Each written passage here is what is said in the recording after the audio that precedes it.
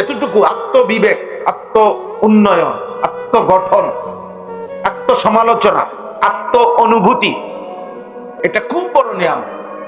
সমস্ত ছেলেকে বললাম, বাবাকে বললাম, আমাকে বললাম, উঠতি বয়সের অনেক নওজোয়ান আলেম আছেন, আপনাদেরকেও বললাম, তালিবে ইলম ভাই তোমাদেরকেও বললাম, আমার জন্য আমি বললাম, উসিকুম ওয়া ইয়া, আপনাদেরকেও আমাকেও নিজের বিবেকের সাথে বোঝাপড়া করা, আত্ম অনুভূতি অনেক বড় নিয়ামত।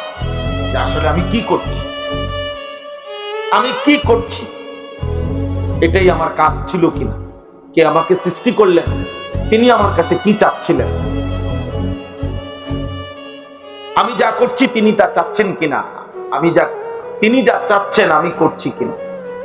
আফা হাসিবতুম আন্নামা খালাকনাকুম আবাসান, আফা হাসিবতুম আন্নামা খালাকনাকুম আবাসান ওয়া আন্নাকুম ইলাইনা লা তুরজাউন।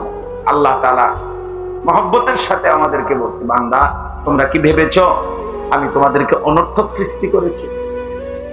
এতটা কষ্ট করলাম, আমাদের অস্তিত্ব মাটির মধ্যে ছিল, আমরা জানতাম না কতদিন থেকে, কত বছর মাটির অস্তিত্ব আল্লাহ তাআলা আমাদের জন্য রেখেছেন। আমাদের আল্লাহ তাআলা বলেন, সেখান থেকে একদিন নির্দিষ্ট পরিমাণ খাবার উৎপাদন করে তোমার বাবার লোকমা পৌঁছাইছিলাম, সেখানে তুমি ছিলে।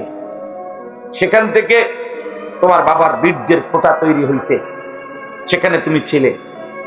একদিন নির্দিষ্ট সময়ে তোমার মায়ের জরায়ুর মধ্যে বীর্যের ফোঁটা আমি পৌঁছাইছি, সেখানে তুমি ছিলে।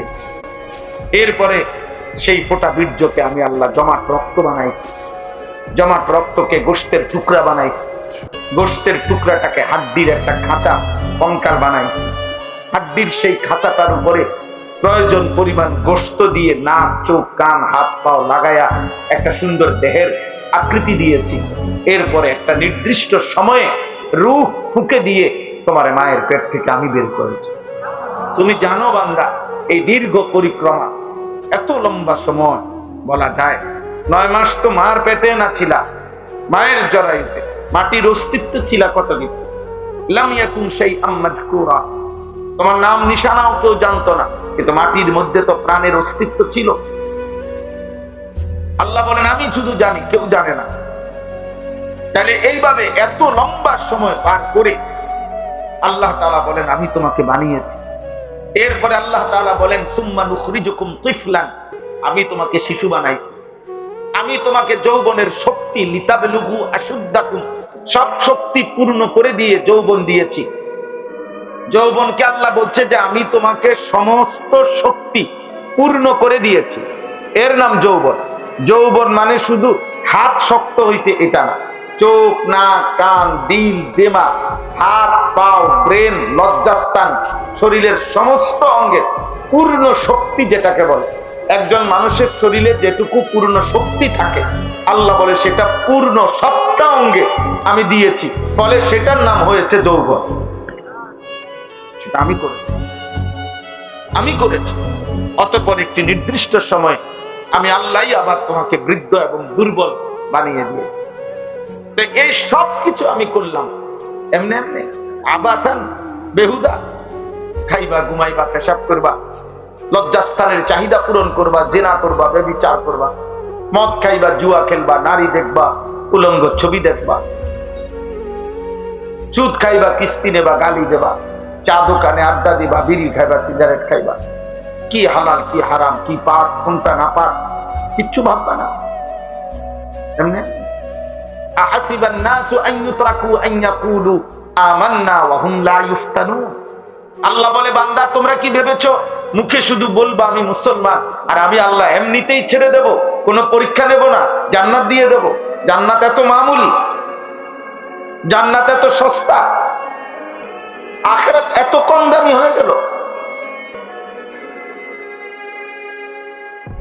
আফা হাসিবতুম, এরপরে বলছে আহাসিবান্না, এরপরে বলছে আম হাসিবতুম আন তাদখুলুল জান্নাহ ওয়ালাম্মা ইয়াদখুলিল্লাহুল লাযীনা জাহাদু মিনকুম ওয়া ইয়ালামাস সাবিরিন।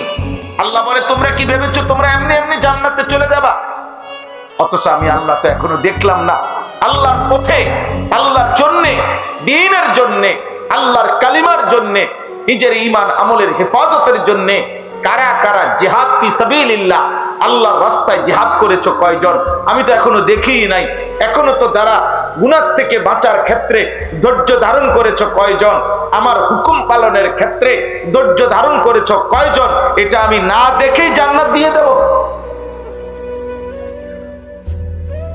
আল্লাহ তাআলা বলেন, একটা গুরুত্বপূর্ণ কথা মনে রাখবেন, ছেলেরা, বাপ, নওজোয়ান, যার বিবেক আছে, দোস্ত আমি তোমাকে বলছি, আল্লাহ কোরআনে আহ্বান করছে বারবার যে হে আমার বান্দা, জমিন ঘুরে দেখো, ইতিহাসের পাতা উল্টায়া দেখো, এই পৃথিবীতে যুগে যুগে তুমি যা করছো তোমার সাথে তুমি মিলায় নাও যে তোমার মতো আচরণ এই পৃথিবীতে আর কেউ করেছিল কিনা, আর তাদের পরিণতি কি হয়েছিল তুমি একটু খবর নাও। মিথ্যাবাদীর পরিণতি কি হয়েছে? ফানজুরু কাইফা কানা আকিবাতুল মুকাদ্দিবিন। আল্লাহ বলে বান্দা দেখো না মিথ্যাবাদীদের যুগে যুগে পরিণতি কি হয়েছে। ফানজুরু কাইফা কানা আকিবাতুল মুফসিদিন। জমিনে যারা ফাসাদ করত, বিশৃঙ্খলা, সন্ত্রাস, অন্যায়, জোর জুলুম করেছে, তাদের পরিণতি কি হয়েছে বান্দা দেখো। ফানজুরু কাইফা কানা আকিবাতুল মুনজারিন।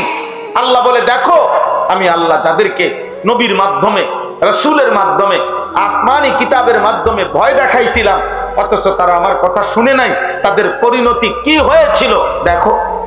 ফানজুরু কাইফা কানা আকিবাতুল লাযিনা মিন ক্বাবলিহিম। আল্লাহ বলছে বান্দা দেখো তোমাদের পূর্ববর্তী নাফরমানদের পরিণতি কি হয়েছিল। তুমি খবর লাগাও ভাইয়া, আমিও খবর নেই, তুমিও খবর নাও। ফেরাউনের কি হয়েছিল, নমরুদের কি হয়েছিল, সাদ্দাদের কি হয়েছিল, কারুনের কি হয়েছিল, ইবলিস শয়তানকে কেন বিতাড়িত করা হইল, নূহ আলাইহিস সালামের জাতিকে কেন পানিতে ডুবাইয়া ধ্বংস করা হইল, লূত আলাইহিস সালামের জাতিকে কেন জিন্দা মাটির নিচে উল্টাইয়া দাফন করে দেওয়া হলো, হযরত শুআয়ব, সালেহ আলাইহিস সালাম, এই দুই নবীর জাতিকে আসমানের ফেরেশতা বিকট চিৎকার দিয়ে কেন ধ্বংস করে দিল? ভাইয়া বলো, বলো ভাই, ফেরাউন কেন ডুবে গেল? তাহলে এই একই পরিণতি কি তোমার হবে না? নাফরমানের পরিণতি কি হবে এটা বোঝা যায় না? আল্লাহ তাআলা কোরআনে বারবার বলছেন, বারবার বলছেন আল্লাহ তাআলা কোরআনুল কারীমের মধ্যে,